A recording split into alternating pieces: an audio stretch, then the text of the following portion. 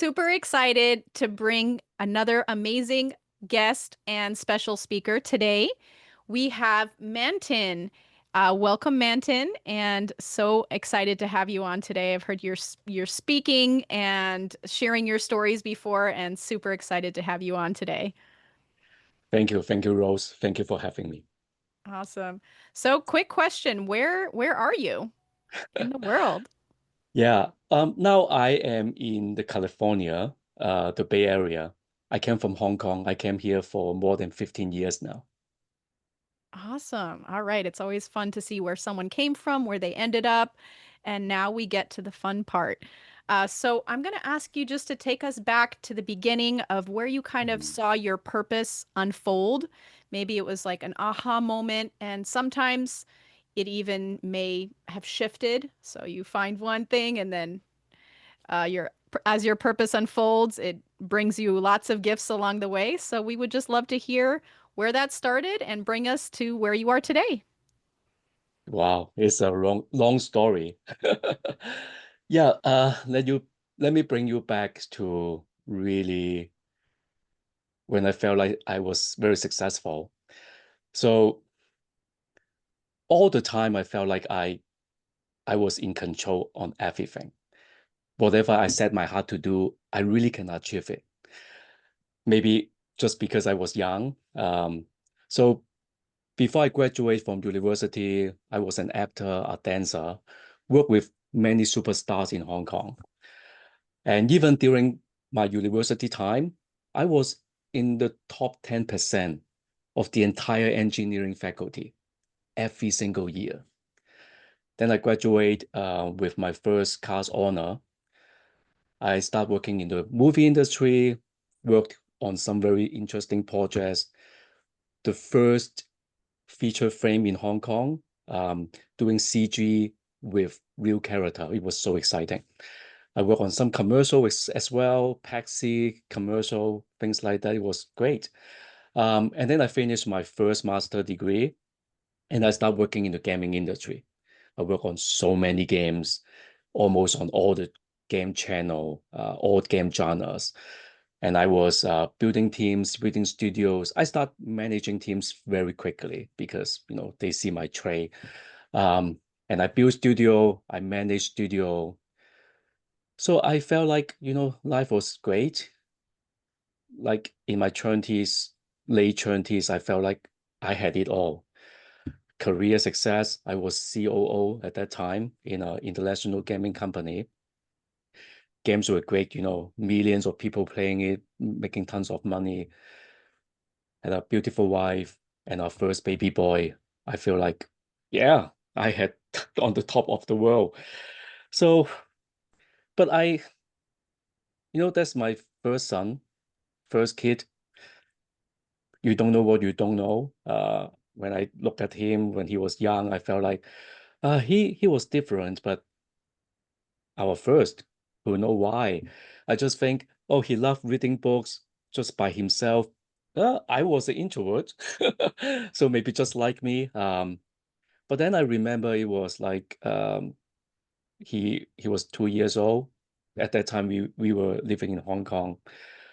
We went to the Bay Area, seeing his cousin just 2 weeks, 2 weeks younger than him. But when they're sitting together, it was so different, and you cannot deny it. You cannot deny it. It's just also obvious. So we took him to doctor after we get back to Hong Kong, and yeah, the doctor told me he was autistic. He is autistic, and he will be autistic for his whole life. I I didn't even know what it was, and you know, as someone I can control everything, I I couldn't accept it, and I did the worst thing possible.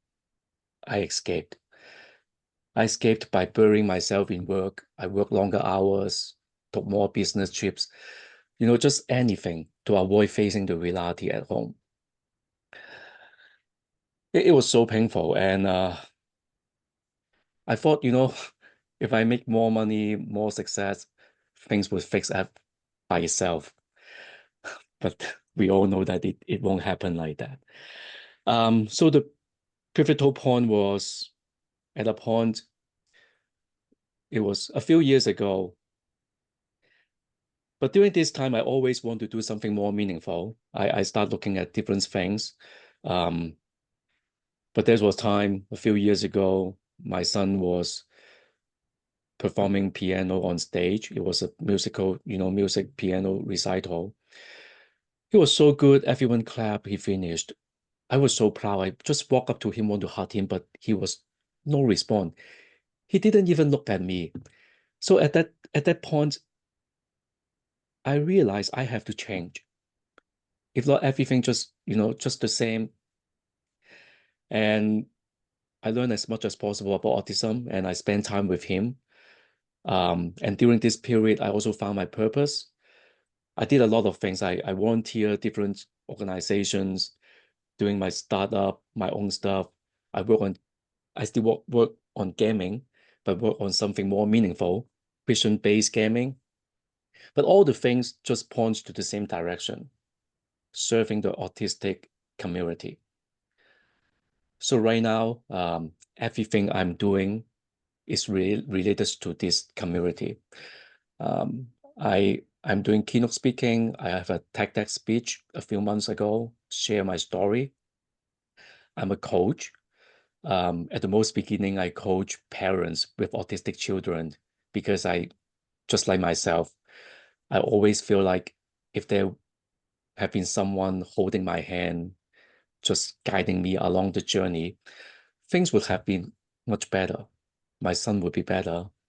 My relationship with my family would be better, and my life would be much better. That's why right now, my main focus is to be that person, helping parents raise happy and successful kids by first supporting them in becoming happy and successful themselves. And this this is great. I can tell you the fulfillment and joy I got from coaching and speaking is much, much more than my 2 decades of working on gaming. No matter how many people, millions of people playing the game, making millions of money, this cannot compare to just a parents told me having me as their coach is one of the best thing in their life. And then I got into coaching autistic kid as well. Of course, they have to be high functions that can communicate with me directly. The fulfillment and joy even bigger. Like I have a coaching client, a 13 years old kid, told me, now I feel like more confident. I have better relationship, making more friends, having more friends. It's great. Um, and if you allow me, I want to share a story. Um, Absolutely, absolutely. uh, it, you know, for so I have 3 kids. So two of the other kids, they're neurotypical, so-called neurotypical, but they might have some other issue as well. But normally, if you have just normal kid, when you are imagine you are sitting in a living room, right? You have a TV on, you are watching a movie, and then your kid just passed by. You saw him or her, you say, "Hey, sweetheart, come on, let's watch TV or movie together." And then they just come and you guys have good time watching the movie.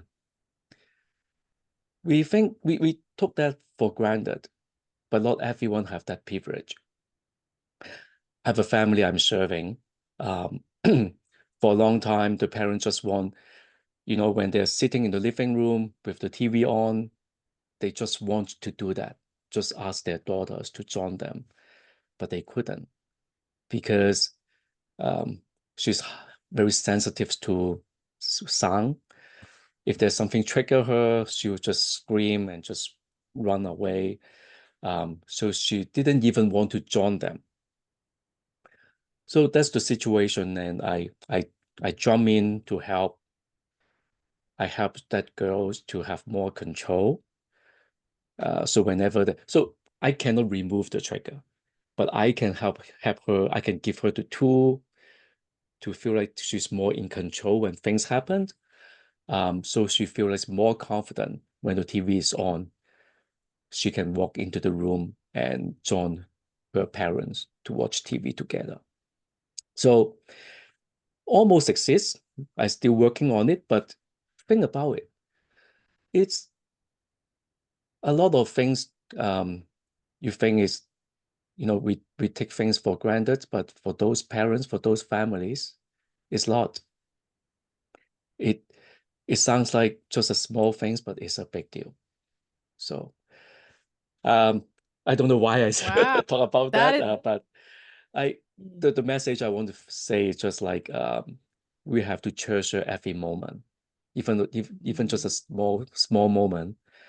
It it worth celebrating. absolutely.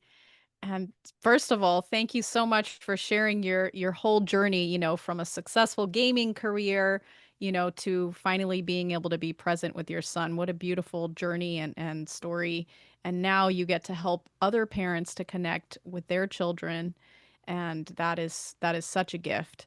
I had a toy store in Santa Barbara, California for almost a decade, 8 years. And so actually the state pays for autistic kids to work in the state of California. And so I would hire autistic kids, and some I had them, just straightening up the stuffed animals or collectibles, and then some could actually work the cash register, so the different spectrum. But I remember one girl that she was just really really sensitive to noise, like if I had the music up too loud, or especially during Christmas time with all the Christmas music, she was just like, turn it Yeah, down. And so just being able to, yeah, know that there's a way for them to get back in control. Actually, also during COVID, I taught PE, art, and yeah, PE art to an autistic school that was mostly in Miami, but also Puerto Rico. So all my students were virtual, and some of them would have, their caretakers with them, and some I had to kick out of the rooms because they were using profanity too much. They had a mind of their own, so it was like dealing with all the different gifts. But it was so fun just to do simple things like playing Simon Says, or a yeah, way to get them to interact and have fun. And we built relationships with each one of them, and so it's really amazing that you get to do that and give back the gift of the children to their family, and give them the confidence to, be in control. I didn't even know. What are some other areas that you can kind of help them with? yeah. Actually, you point out a great point. So actually, California's they're paying a lot of things. So one of the other things I'm working on as I'm working as a independent facilitator, helping those families with autistic, not just autistic kid, but any disability individuals that they can get into a program only for California. The name is SDP, Self-Determination Program, which is um, they can control how they want to use those funds from the government. For example, they can hire personal assistant. They can, use the money to get into the gym. They can, they if they want to have a better body, so they can attract, the another half. They can do that as well. So it is a great, great program, because traditionally, yes, there's a lot of things the government, the state is giving those disability individuals, but most of the time they cannot choose what they want. And I don't want to say that, but some of the time the money just kind of wasted. But now with the SDP, they can control what they want to do. They can use the monies to, for example, I want to learn how to draw better and become an artist in his life, her life, or just like you, they can get some career skills that can get back to work, things like that. So yeah, that's another things I'm working on, which is very meaningful as well. And I'm also being a advocate. I am an emergent, so LEP, just in short, Emergent Leadership Program council member at Disability Voice United, helping those disability people advocate their benefits, their things. So yeah, I'm working on all these things, very different than what I was in the past. Yeah, it is fun. Beautiful. Well, Yeah. that's fun, and it's great that there's, to know that there's options out there to get support, Yes. because that that can make all the difference. I want to go back to your story. What kind of values do you feel helped to drive you, or what are the most important values that you feel have led you to your purpose and what you follow today? I think I would say joy and fulfillment because I realize life is short. If we're just working on something, we're chasing money, we're chasing fame, we're chasing status, it's going nowhere. And that's not something you can take away, and you cannot leave them as a legacy as well. But the most important thing is you do something, you work on some things that you really feel the joy and you feel the fulfillment. I think that's very important. You see, a lot of people they're making tons of money, but they're not happy. When you talk with them and deep down they feel lost, they there's no meaning in their life. Now I look back, that's pretty much I was in the past. But now I realize, with that short life, we should do something we really feel meaningful. Yep. Absolutely. And sometimes I find that that's in the simplest things, like in the living in simplicity, in the simplest moments, just being present and finding joy in what we're doing with what we have right around us, rather than, like you're saying, trying to chase something that you feel will give you that feeling, but instead we have it within us. So just Yes. embracing that. So Yes. that's beautiful. Well, thank you for sharing your stories. I just want to celebrate your amazing journey. And so celebrating your purpose story and your journey today, Mantin, that's been an amazing experience. Is there any other little stories or thought food for thought you would like to share? Yeah.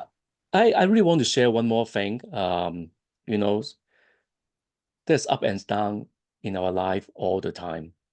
No matter what you're doing, like you're making tons of money, or even like me, if I feeling joy and fulfillment doing what I love to do. Sometimes you will feel heavy, you feel down, but just remember you are not alone. Being with people that can really support you is very important. And if that really happens, I give you one little trick. Pause, take a deep breath, get into a better posture, sit taller, stand taller, get into a better state, and it change everything immediately. So Mm, yeah, that's the final That's thing I want to leave you with. beautiful. Changing your physiology can change your state of mind, and Yeah. that just in a moment. So just being able to bring that. Thank you for that tip. So if people want to reach out to you, what's the best way to connect with you? Oh, Facebook.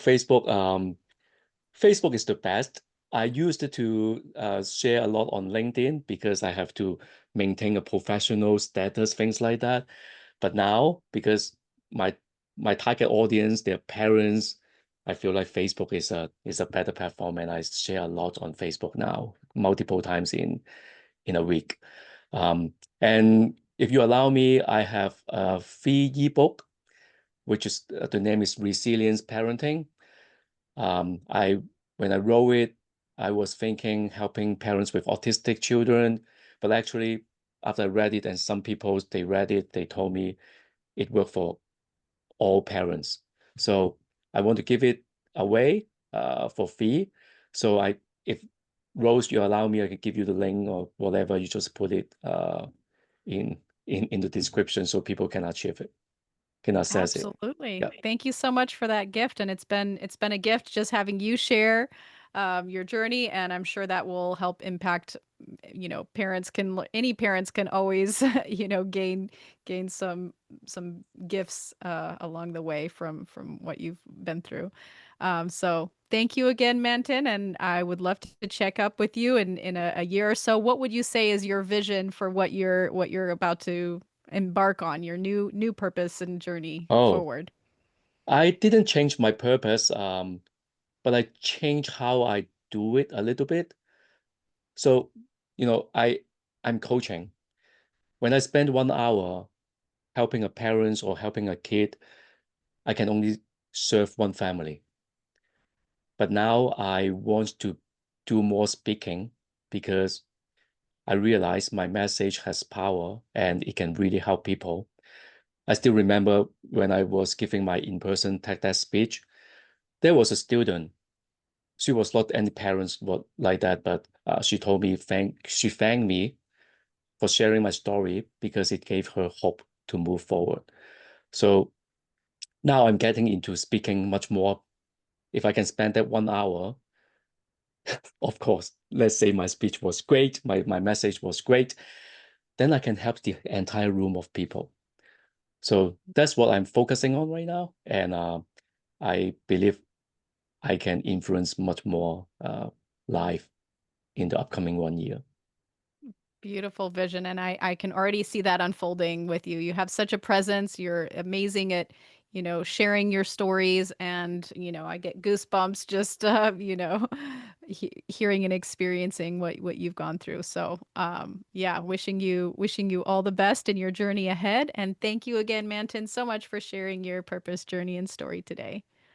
Thank you, Rose. I really appreciate it.